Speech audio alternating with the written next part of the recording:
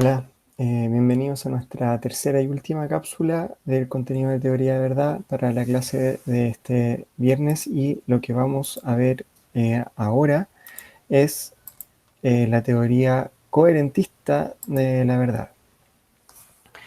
Entonces, como toda teoría de la verdad tiene que responder a esta pregunta: ¿qué es la verdad? La respuesta que daría la teoría coherentista es que es un conjunto coherente de creencias. Em, El carácter de verdad de cualquier proposición verdadera consiste en su coherencia con algún conjunto específico de proposiciones. Fíjense que esta es totalmente distinta a la teoría correspondentista de la verdad.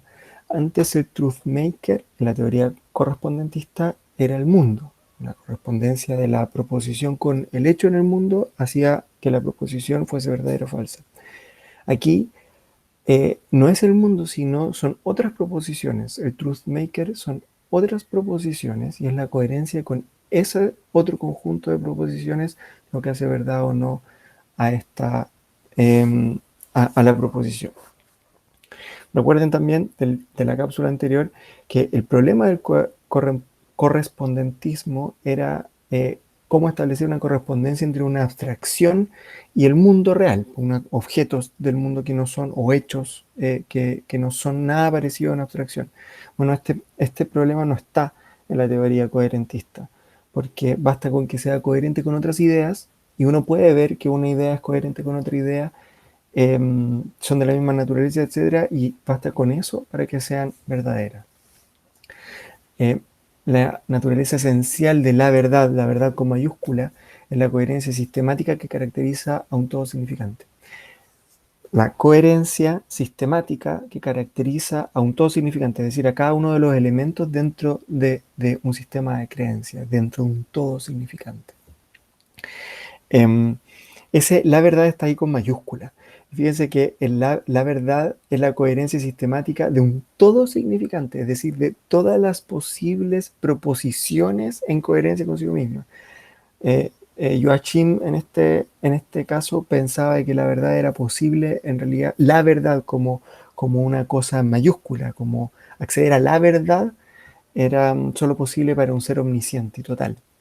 Y fíjese también que para la teoría correspondentista no tiene sentido hablar de la verdad con mayúscula, porque hay tantas verdades como proposiciones puede haber en la teoría correspondentista. Si yo digo algo, o hay tantas verdades como hechos pueden haber. Si yo digo algo referido a un hecho en el mundo, o a un objeto en el mundo real, eh, ese algo, ese algo que digo, esa proposición puede ser verdad o no. No tiene sentido hablar de la verdad con mayúscula. Esa proposición es verdadera o falsa. En cambio, en esta teoría de la verdad, sí tiene sentido ir en búsqueda de la verdad como si fuera una cosa total, porque esa cosa total sería la coherencia total. Em, la verdad como mayúscula implica cierta forma holismo de una cosa completa. Eh, las creencias poseen grados de verdad solo parciales. Cada creencia se participaría un poquito de la verdad, en tanto es coherente con una parcela de otras, eh, otras ideas coherentes. Entonces, el eslogan que caracteriza a esta teoría de verdad es que una creencia verdadera, sí y solo sí, es parte de un sistema coherente de creencias.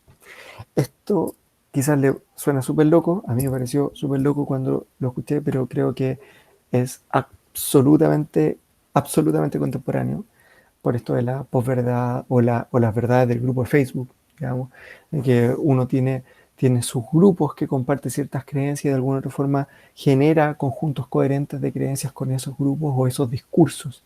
Esos discursos se van sobrealimentando, entonces son verdad en esos círculos. Esa cosa, eh, ese relativismo de que, bueno, la verdad es verdad para mí, pero no, quizás no para ti. En el fondo están pensando, o tienen en el fondo de la cabeza, este tipo de teorías de verdad. Están apelando de forma inconsciente a que mi verdad es parte de un conjunto coherente de ciertas ideas, y puede ser distinta a tu sistema de verdades, a tu sistema conjunto coherente de ideas. Esa, a mi juicio, es la parte fea, quizás, de esta teoría de verdad, pero tiene otras cosas bien interesantes, como por ejemplo, de hecho, poder ser una teoría de verdad para los conjuntos matemáticos, para las teorías matemáticas. Eh, la, eh, uno puede demostrar la verdad de un lema a través de la coherencia interna con, con los axiomas, por ejemplo. Es decir, con la coherencia con un conjunto de ideas. Entonces, no hay problema con hablar de la verdad dentro de la geometría euclidiana, por ejemplo, aún sabiendo de que existen otras geometrías, porque es dentro de la geometría euclidiana, es dentro de este sistema coherente de ideas. Ya, ese es el eslogan y hay distintas versiones, un poco dependiendo de qué se entiende por coherente. Una versión es que coherente implica que los miembros del conjunto estén mutuamente implicados, o sea, que si distintas ideas se implican mutuamente, entonces tengo algo que es coherente. Otro dicen, bueno, no es necesario que se impliquen mutuamente porque eso es muy, muy fuerte, basta con que se den soporte explicativo unas de otras. Y así sucesivamente hay otras versiones, que en realidad esta última, la cuarta está asociada a la idea de Joachim, que vimos anteriormente, que es el conjunto de proposiciones que sería creada por un ser omnisciente. Esa sería la verdad. Cambio Putman dice, bueno, en realidad basta con que el conjunto sea asequible para una persona limitada como nosotros. En el fondo, eh, basta con que sea suficiente para terminar con la búsqueda. Eso diría Putman. Insisto con esta idea, los generadores de verdad asociados al portador de verdad, la teoría coherentista, son otros portadores de verdad. Muy distinto al caso correspondentista, en donde es el mundo.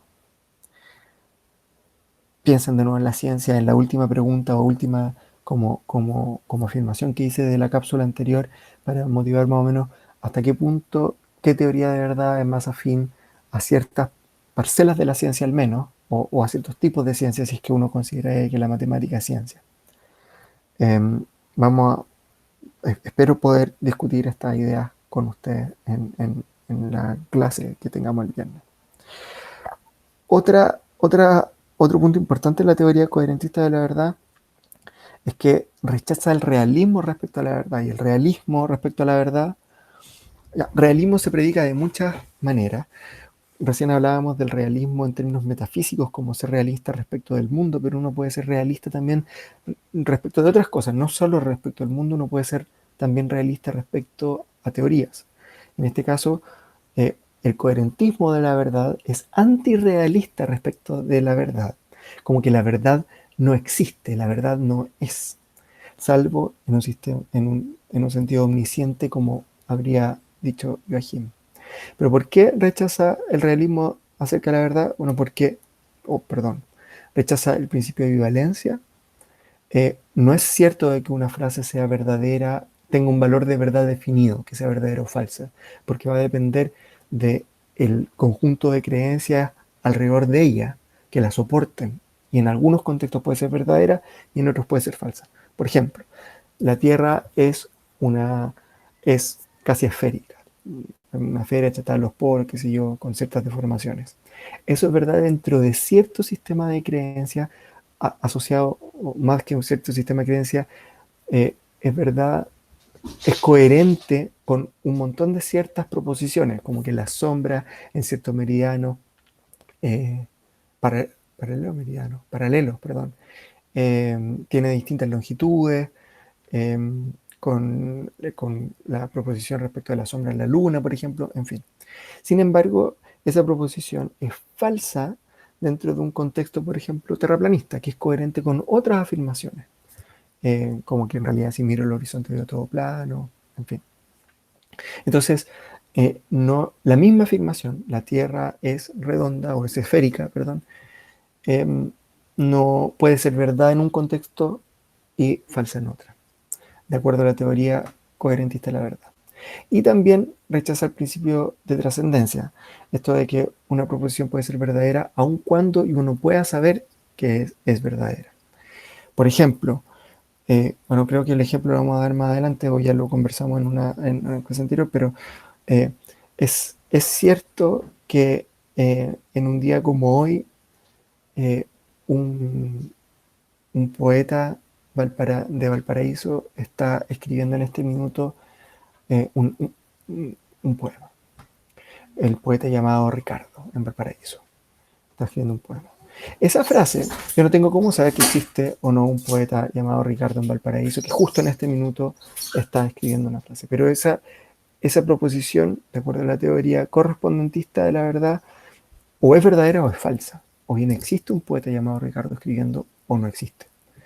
En cambio, dentro de la teoría coherentista no tiene sentido decir una cosa como esa, porque no puede llegar a ser coherente, puedes llegar a ser coherente con cierto sistema de proposiciones, cierto sistema de creencias, e incoherente con otro. Entonces, el valor de verdad no trasciende a lo que uno puede llegar a decir, sino que depende de otro sistema de creencias. La verdad no es un asunto si el mundo nos provee de objetos que la proposición permite imitar, es más bien un asunto de cómo las creencias se relacionan entre sí. Los precursores son Spinoza, Kant, Fitzgerald, Hegel y Bradley. Otra idea importante es que los idealistas, ¿por qué son esos propulsores? Perdón, porque todos ellos son idealistas y los idealistas tienden naturalmente a teorías coherentistas porque los idealistas piensan de que el mundo está hecho de ideas y todo es ideas. Entonces es natural buscar una teoría de verdad en donde aquello que hace verdad a una proposición sean otras proposiciones o otras ideas. Y es en ese sentido opuesto al correspondentismo.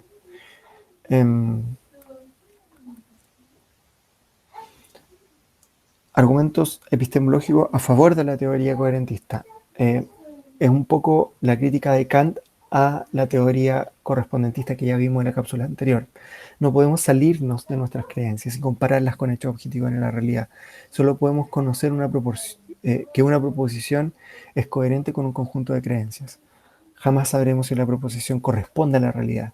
Es decir, esto como que confunde el acceso a la verdad, por así decir, la corroboración de la verdad con el hecho de que una proposición pueda o no ser verdad. En este sentido, como ningún individuo puede efectivamente corroborar nada que no sean sus propias ideas, entonces la teoría coherentista es mucho más sólida que el correspondentismo. El contraargumento ya lo vimos. No se infiere el hecho de que no podamos conocer que una proposición corresponde a la realidad, que de hecho ya no corresponda. Da lo mismo de que yo no pueda acceder a Ricardo escribiendo un poema en este minuto. ¿Es verdadero o es falso de que en este minuto alguien en Valparaíso llamado Ricardo está escribiendo un bello poema? Eso diría la teoría correspondentista. Entonces, va más allá, la verdad o no de una proposición no tiene por qué estar además conectada con la teoría de justificación que asociada. Son cosas distintas la justificación y la verdad. Cosa de la cual yo insistí harto en la primera parte del curso, precisamente pensando en teorías correspondentistas. No tienen por qué estar vinculada la justificación con la teoría de verdad. Davison tiene otro contraargumento, dice que la coherencia de una proposición con un conjunto de creencias es un indicador de que ella corresponde con los hechos. Entonces, una forma, en verdad, de darle un puntapié a la teoría correspondentista es, de hecho, la coherencia entre distintas creencias. Fíjense el juego ahí, o sea, la verdad para una teoría correspondentista es el mundo, pero un indicador de que en realidad la proposición corresponde con el mundo es su coherencia con otras proposiciones que buscan también corresponder al mundo. Vamos a hablar más de eso en las teorías de justificación más adelante. Y este es el argumento de trascendencia que habíamos hablado antes como argumento en contra, algunas proposiciones son verdad independiente de que no sean coherentes con ningún grupo de creencias y la verdad trascienda cualquier grupo de creencias. Y este ejemplo creo que ya lo di. William Shakespeare escribió solo 10 oraciones un día como hoy, hace exactamente 415 años atrás. Un primero de abril, que hoy es primero de abril, eh, hace 415 años Shakespeare genuinamente, de hecho estaba vivo, no había muerto todavía y puede haber escrito o no algún número de oraciones. No saber si justo escribió 10 o no. Bueno, esa frase o es verdadera o es falsa, dirían aquellos que están a favor del argumento de trascendencia, independiente de que no sea, pueda ser coherente con ningún grupo de creencias.